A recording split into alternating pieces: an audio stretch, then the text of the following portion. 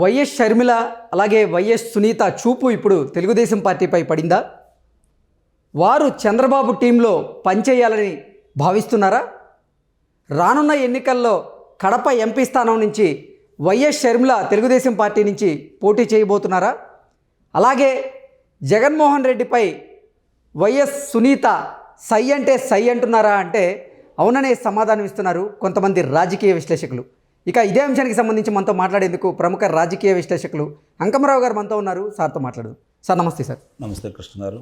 Sir, YS Sharmila YS Sunitha చూపు ఇప్పుడు Telugu Desam party మీద పడిందని, వాళ్ళు రానున్న ఎన్నికల్లో షర్మిల గారు కడప ఎంపీ స్థానం నుంచి తెలుగుదేశం పార్టీ నుంచి పోటీ చేయబోతున్నారని, అలాగే వైఎస్ షర్మిలతో పాటుగా వైఎస్ సునీత గారు కూడా పులివెందుల నుంచి ఎమ్మెల్యేగా జగన్మోహన్ రెడ్డిపై పోటీ చేసేందుకు సిద్ధమయ్యారంటూ కూడా ఇప్పుడు ఒక వార్త ఇప్పుడు సోషల్ మీడియాలో హల్చల్ చేస్తుంది.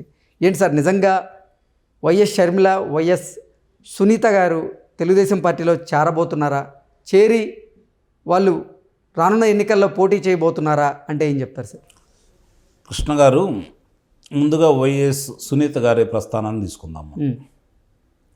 తండ్రి లోక్సభ సభ్యుడిగా ఉన్న, మంత్రిగా కూడా ఉన్నా కూడా ఆమె రాజకీయాల్లో ఏ రోజు లేదు. ఆమె పేరెనికన్న వైద్యురాలు. అలాంటి మనిషి తండ్రి చనిపోయిన తర్వాత నిజమేనేమో వీళ్ళందరూ చెప్పేదాని ప్రకారం చూసుకుంటా ఉంటే ప్రత్యర్థులు నా తండ్రిని చంపుంటారేమో అనే భావన ఆమె కూడా వచ్చి ఉండొచ్చు. ఎందుకంటే ఆ మాట్లాడిన విధానాలు కూడా కొన్ని చూసుకున్న తర్వాత ఆ అభిప్రాయం కూడా కలిగిన మాట వాస్తవం. కానీ జరుగుతున్న పరిణామాలన్నీ సిబిఐ వాళ్ళు వచ్చి విచారణ చేయాలని చెప్పని జగన్మోహన్ రెడ్డి గారిని కోరిన విధానం ఇవన్నీ చూసుకున్న తర్వాత నిజమే కావచ్చేమని చెప్పని భావించింది ఆమె. ఎప్పుడైతే అధికారంలోకి వచ్చిన తర్వాత ఆ విషయాన్ని మర్చిపోయి జగన్మోహన్ రెడ్డి గారు తన పనులు చేసుకుంటూ వెళ్ళిపోయే సందర్భంలో ఏంటి ఇలా చేస్తున్నారని అడిగినప్పుడు నువ్వు కూడా వదిలేసేయి అని చెప్పని ఆమెను ఒక రకంగా బెదిరించారనే వార్తలు మనం విన్నాం. తండ్రికి ఇలాంటి జరిగిన తర్వాత అది గనక విచారణలు చేసి దోషులను శిక్ష పడకపోతే నేను నా తండ్రికి అన్యాయం చేసిన దాన్ని అవుతాననే భావంతో ఆమె చేసిన పోరాటం చాలా గొప్పది, అనన్య సామాన్యమైంది. మనం నిజంగా ఆమెను ఆదర్శంగా కూడా తీసుకోవాలి. ఈ రోజుల్లో అక్కడ ఆ ప్రాంతంలో రాజశేఖర రెడ్డి గారికి బాగా ఇష్టమైన తమ్ముడు, అలాగే రాజశేఖర రెడ్డి గారు రాష్ట్ర వ్యాప్తంగా పర్యటన చేసేసి ఈరోజు ఇంత పేరు తెచ్చుకోవటానికి ఆయన నియోజకవర్గాన్ని వదిలేస్తే నియోజకవర్గాన్ని కంటికి రెప్పలా చూసుకుంటూ రోజు రోజుకి దాని బలాన్ని పెంచుకుంటూ వెళ్ళాడు తప్ప ఎక్కడ తగ్గించినటువంటి వివేకానంద రెడ్డి గారు ఆ కుటుంబానికి మరి తండ్రి తర్వాత తండ్రి స్థానం అయినటువంటి వ్యక్తి, అలాంటి వ్యక్తికి హత్య జరిగితే ఇతను చేసిన విధానం చూసిన తర్వాత, వాళ్ళు మాట్లాడిన విధానం ఆమెకి అర్థమైన తర్వాత ఆమెకు ఒక నమ్మకం కలిగింది. నిజమే, తెలుగుదేశం పార్టీ వాళ్ళని మనం అనవసరంగా అపార్థం చేసుకున్నాము, వాళ్ళు చెప్పినట్లు ఇది కుటుంబంలో జరిగింది, వీళ్ళ ప్రమేయంతో జరిగింది అనే నిర్ధారణగా ఆమె వచ్చిన తర్వాత సుప్రీం న్యాయస్థానాన్ని ఆశ్రయించి న్యాయ పోరాటం చేసింది. దాన్ని ఒక కొలిక్కి తీసుకొచ్చిన తర్వాత ఈరోజు భారతదేశ వ్యాప్తంగా కూడా వివేకానంద రెడ్డి గారిని ఫలాని వాళ్లే చంపుండొచ్చు అనేది 175 మంది నమ్మే స్థాయికి ఆమె తీసుకెళ్ళింది మాత్రం నిస్సందేహంగా వాస్తవం. ఆ విధంగా చూసుకున్న తర్వాత ఆమె తండ్రికి జరిగిన అన్యాయాన్ని ప్రతీకారం తీర్చుకోవాలని కోరికలో ఉందని అయితే నేను భావించట్లా. రాజకీయాల్లోకి వచ్చి ఈయన మీద పోటీ చేయాలనే భావంలో ఉందని కూడా నేను భావించట్లేదు. తండ్రి జరిగిన అన్యాయానికి, తన కుటుంబానికి జరిగిన అన్యాయానికి తండ్రిని ఎవరు చంపారని చెప్పి వాళ్ళని దోషులుగా చూపెట్టాలి, వాళ్ళకి శిక్ష వేయించాలనే తపనలో మాత్రమే ఆమె పోరాటం చేస్తుంది. రాజకీయాలకు వస్తుందని కానీ నేనైతే భావించట్లా. నిస్సందేహంగా చాలామంది భావిస్తున్నారు ఆమె రావాలని, పోటీ చేస్తే బాగుంటుంది, గెలిపించుకోవాలని పులివెందుల ప్రజలు కూడా ఎదురు చూస్తున్నారనే వార్తలు వినపడుతున్నా కూడా నా ఉద్దేశం ప్రకారం కనుక చూసుకుంటా ఉంటే ఆమె రాజకీయాలకు వస్తుందని అయితే నేను భావించట్లా. ఇక ఆమె ప్రస్థానం అది. ఇప్పుడు ఆమెని అవమానం చేశారు, ఆస్తి కోసం చంపారని చెప్పి ఆమె మీదే చిత్రీకరించారు. ఆమె భర్తని ఆయనే కారకుడు అని చెప్పని చూపిస్తూ ఉన్నారు. ఆయన్ని వ్యక్తిగత హననం చేయడానికి మొదలుపెట్టేశారు. రెండో పెళ్లి చేసుకున్నారన్నారు. మహిళా వ్యసనపరుడు అని చెప్పని అన్నారు. ఇట్లా ఆయన చిత్రీకరించిన తర్వాత బాధేసింది ఒక బిడ్డగా. కాబట్టి ఆమె ప్రయత్నం చేసింది. ఇక ఈవెన్ తీసుకుందాం షర్మిల గారిని. రాజకీయంగా జగన్మోహన్ రెడ్డి గారి విజయంలో జగన్మోహన్ రెడ్డి గారికి ఎంత పాత్ర ఉందో ఆ పార్టీ నిలబెట్టడంలోనూ ఈయన గెలుపులోనూ షర్మిల గారి పాత్ర మనం మర్చిపోలేం. సింహభాగం ఆమెకు కూడా దక్కింది, అవును, తల్లిగారికి ఆమెకు కూడా దక్కింది. మరి ఆమె చేసిన సుదీర్ఘ పాదయాత్ర అనేది మామూలు విషయం కాదు కదా.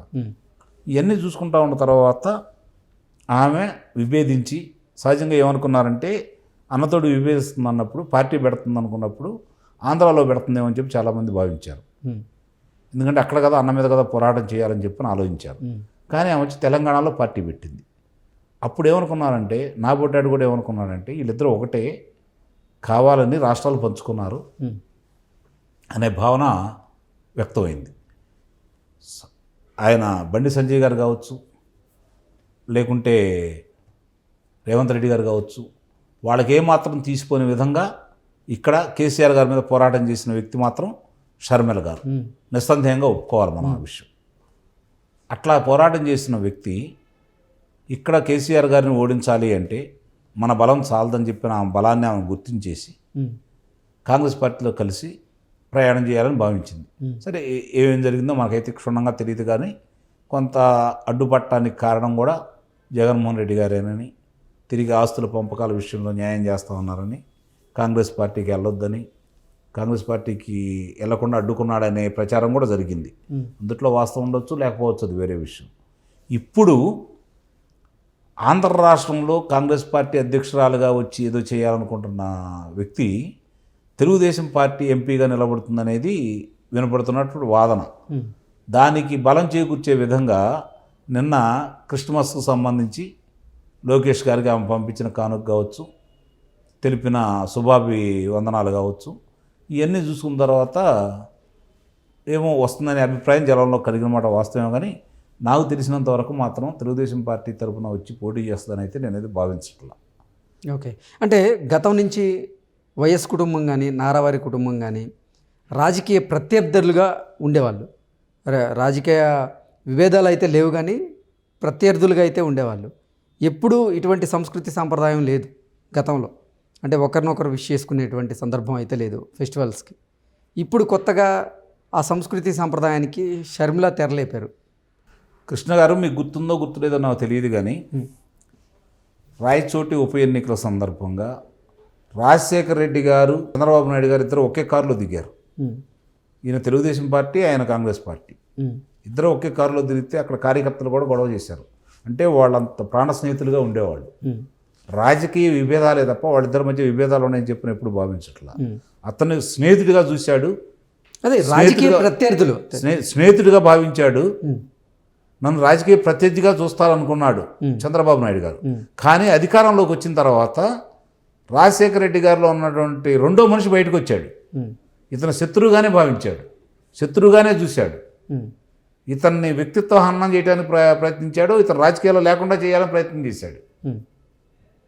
కానీ ఈరోజు మళ్ళీ షర్మిల గారు వాళ్ళు ఆ రోజు చేసుకున్నా కూడా, అంటే షర్మిల గారు గతంలో ఎప్పుడు కూడా ఇటువంటి విశేష చెప్పినటువంటి లేదు. అదే ఇప్పుడు మీరు మీ వాదనకి బలం చేకూర్చే అంశం కూడా అదే. ప్రజలు భావించడానికి కూడా అదే కారణం. ఒకవేళ రేపు అన్నం మీద ప్రతీకారం తీర్చుకోవడం కోసం తెలుగుదేశం పార్టీ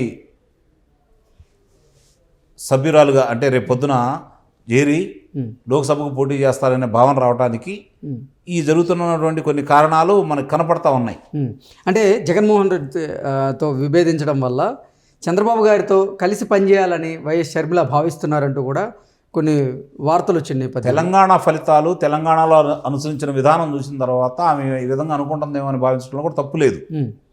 ఇప్పుడు శత్రువు మిత్రుడు అన్నట్టు, ఇప్పుడు మామూలుగా శత్రువు ఉన్నా కూడా వాడు సిద్ధాంతకరంగా విభేదించుకుంటారు.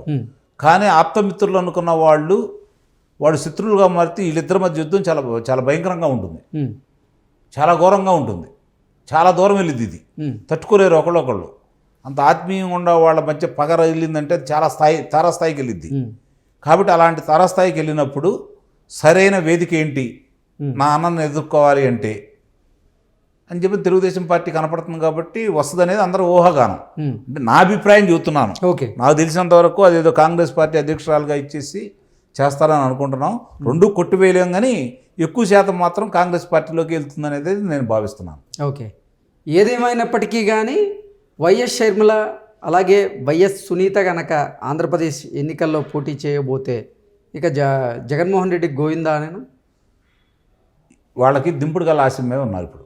ఉమ్. దింపుడు కళ అంటే తెలుసు కదా, మనిషి చనిపోయిన తర్వాత మధ్యలో మామూలుగా మనం శ్మశానం తీసుకెళ్ళే నాటికి 3 సార్లు ఆపి నారాయణ నారాయణ అని చెవిలో పిలిస్తే ఏమన్నా లెగుస్తాడేమో చేస్తారేమని ఆశ. ఆశ. ఉమ్.